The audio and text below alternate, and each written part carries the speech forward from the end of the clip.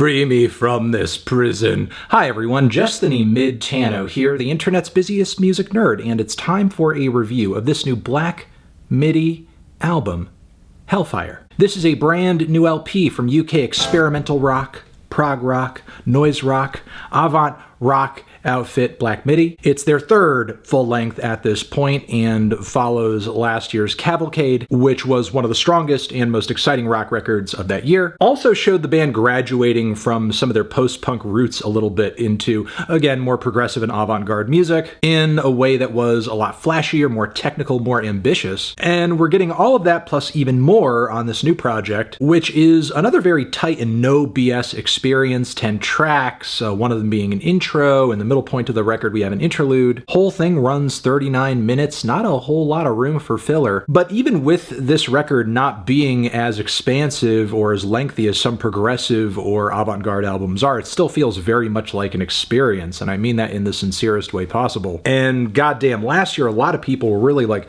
up my ass over the Cavalcade review because I didn't enjoy it as much as some of the fans did, though I still loved it, but still felt like this record was just the beginning of something and that the band could do better. And I'm glad I made that call because they certainly did better here. This record is, what? Holy shit, this is better than Cavalcade. From front to back, this LP is so thrilling and intense, stunningly beautiful. The vibe of the whole thing encapsulated perfectly on the intro track, with Jordy Greep's intense rants spilling out against marching snares, dashing string sections, as well as dissonant shots of strings and pianos that just punch again and again and again. This track sounds like the introduction to what is going to be either the worst or maybe the best experience of my life. From here, we get a fitting transition into the song Sugar Tzu, with an announcer calling out as if we are about to witness a boxing match of some sort, which makes sense instrumentally anyway, because this song is pummeling. As a bit of a jazz rock nerd, I'll say this.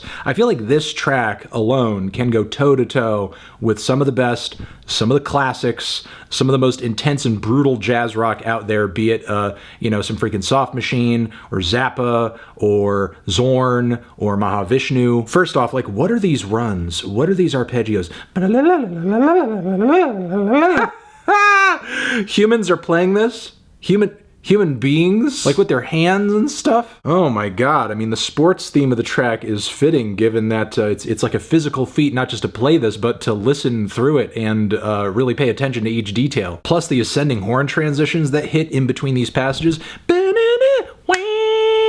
Following that, the loose and dramatic instrumental passages over which Greep describes this surreal and very strange violent boxing match. Whole thing sounds like it was made up in a fever dream, and from section to section of the story, it really moves like a roller coaster. The song Eat Men Eat instrumentally is almost as brutal, with unsettling blends of prog rock and jazz, but this one goes in a slightly more acoustic direction. The contrast between the relaxed verses and vicious choruses is devastating. There are a few other changes to note too, like the vocals now being taken on by Cameron Picton, who doesn't come across vocally as bold or as in command of whatever pitch he's trying to hit a lot of the time. That being said, though, the more manic and screamed vocal passages on this cut are just as intense as any on this LP. So vocally speaking, it's not like this track is a total dud. And the other thing I'd like to dive into at least a little bit with this track is the storytelling, which seems to be about a trippy or life-threatening reaction to a bunch of food a captain fed to his crew. Like the boxing match, there is sort of an old world familiarity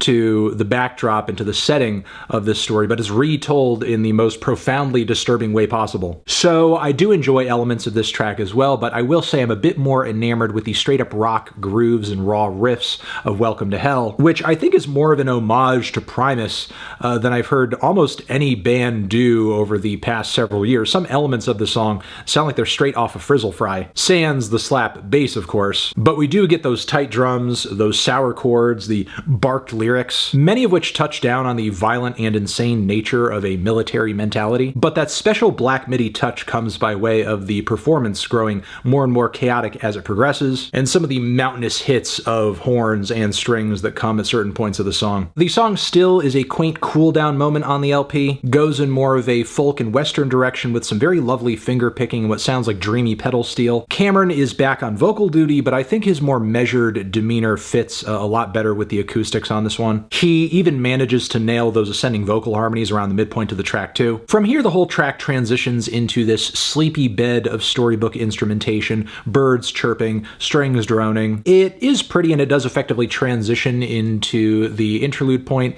at the middle of the LP, Halftime, which is a bit of a radio-themed comedy relief piece. So yes, all that great, all that good, but I do think this portion of the song does drag on just a touch. But from here, we move into a very strong second half for this LP. The Race Is About to Begin is handily the most insane song on this whole record, at least in terms of the intensity of it anyway. Greep is on vocals again, and he's leading what essentially sounds like jarring circus prog. The vocals are mixed so goddamn loud, and they are moving at the speed of a coked up auctioneer, with all these crashing riffs and drums and pianos just creating such a cacophony in the background. There's even a theatrical little passage in the first third that sounds like something out of a vaudeville show. The track is just pure sensory overload, which makes the really dramatic and spotlit vocal passages on the back end of the song even more gratifying. Really a calm after the storm, or what feels like finally going to sleep after a super rough night that went into the wee hours of the morning. The fire on this LP continues onto Dangerous Liaisons, which instrumentally may not be as dizzying as Race, but there is a really strong and interesting narrative coming off of this one. It's a story of a farmhand who is paid to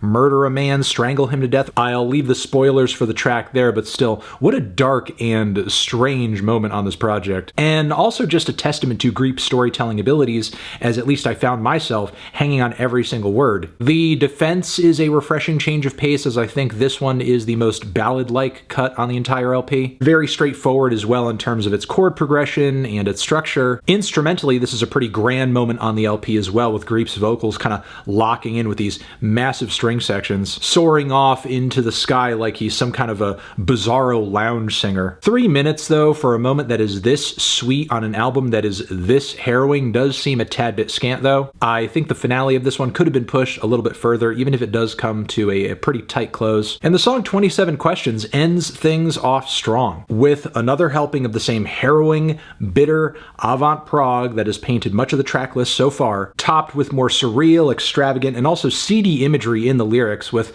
what I think are at least a few narrative callbacks to tracks prior on the LP. I wouldn't be surprised if all or many of the songs here tie together conceptually in some way. But either way, there's a pivotal moment on this track where the protagonist breaks into song in the song in a very lovely and quaint way. It's not quite 27 questions, which is pointed out in the lyrics, but I love how we move into this kind of sweet passage here that is asking all of these, like, you know, absurd inquiries, and from here we move into some of the most hideous passages of aggressive and pounding instrumentation on the entire record to finish things off. Like, really, honestly, the finish of this LP is just not fucking the fuck around. And damn, like, what a great and hard-hitting, creative, bold, colorful, dizzying, and overwhelming series of tracks from Black MIDI.